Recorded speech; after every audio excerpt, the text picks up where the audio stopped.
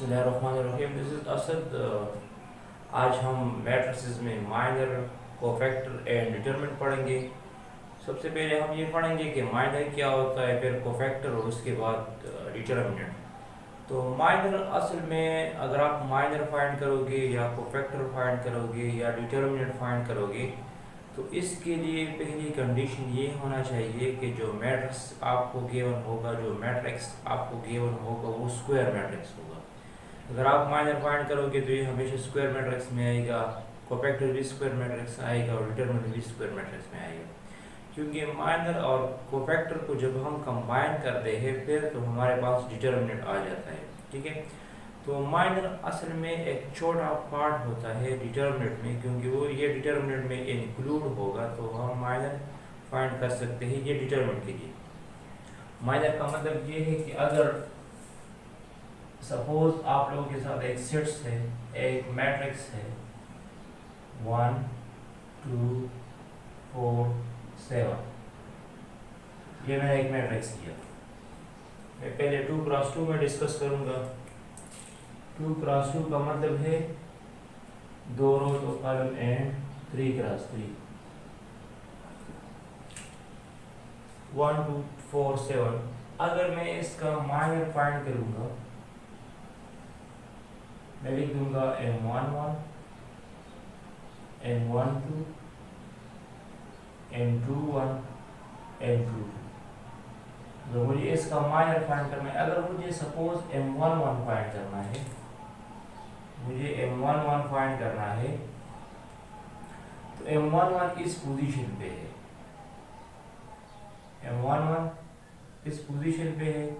तो मैं इस वाले रो को और इस वाले कॉलम को स्किप करूंगा तो हमारे पास सिर्फ 7 आ जाएगा। ये M11 की वैल्यू है। फिर अगर मुझे M12 फाइंड करना है, M12 तो M12 इसी पोजीशन पे है। आप लोग देख सकते हैं ये M12 है। तो M12 अगर आप लोग फाइंड करोगे तो फिर आपको ये वाला रो और ये वाला कॉलम स्किप करना पड़ेगा। मतलब ये आप लोग नहीं लोगे तो आपके पास यहाँ पे क्या जाएगा, 4 आ जाएगा।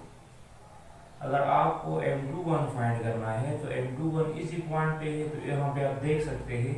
अब आप लोग इस तरह करोगे, ये वाला रो और ये वाला कॉलम स्किप करोगे तो आप लोगों के पास क्या जाएगा, आप लोगों के साथ आ जाएगा 2। और अगर आप मतलब M22 फाइंड करोगे तो M22 में ये होगा कि ये वाला रो और ये वाला कॉलम स्किप करना पड़ेगा तो आप लोगों के साथ आ जाएगा। तो ये आपके पास 4 माइनर आ चुके हैं और आप यहाँ इसको पुट कर सकते हैं। तो अगर मैं इसको पुट करूँ यहाँ पे तो आ जाएगा 7 4 2 1। अब अगर आप इसी मैट्रिक्स का डिटरमिनेंट लोगे और इस मैट्रिक्स का डिटरमिनेंट लोगे तो आंसर सेम आएगा। तो माइनर असल में डिटरमिनेंट में हम यूज़ करते हैं और एक छोटा सा पार्ट होता है। इसी तरह अगर मैं सपोज करूँ 3x3 में, मतलब ये मैट्रिक्स मैं लेना चाहता हूँ 1 3 5 2 4 3 -1 -2 एंड 3, ये मैट्रिक्स मैंने लिया और मैं इसका फाइंड करना चाहता हूँ माइनर। तो मैं लिख दूंगा M11 M12 M13 M21 M22 M23 M31 M32 M33।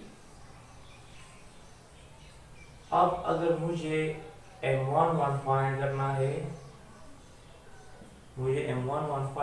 है, तो ये वाला रो, मतलब ये वाला रो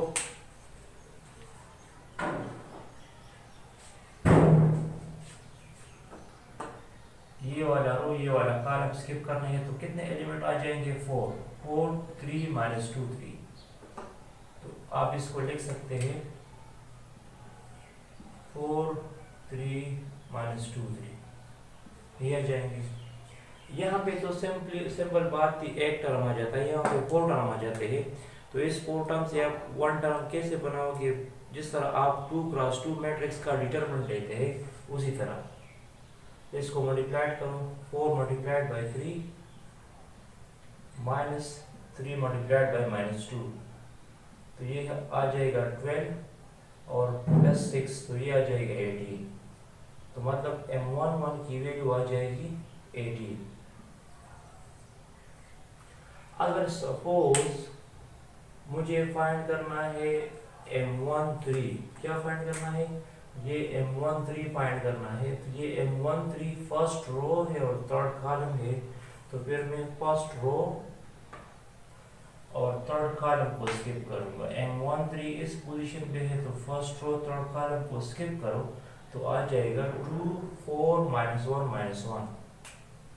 अगर मुझे फाइंड करना है M13, तो M13 के साथ क्या जाएगा, 2 4 -1 2 -2 है, तो इसको मल्टीप्लाइड करो, -2 आ जाएगा और ये +4 हो जाएगा, क्योंकि एक माइनस फॉर्मूले में है और एक ये हुआ, तो माइनस माइनस प्लस, तो ये हो जाएगा 2।